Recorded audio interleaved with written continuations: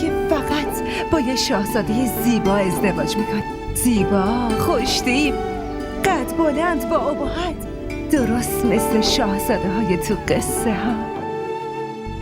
این دایره بسازیم، دایره یا قانون. اون دایره قانون دوست داره اینطوری خورای بهتره بری عقب. چرا عقب برم؟ چی کار میتونه برو عقب. هیچ کی اینو کفن و دفنش نمیکنه تا وقتی من خودم بتونم انتقامش رو از قاتلش بگیرم. و مرد یه زن کارگر نمیخواد، به زن زیبا نیاز داره.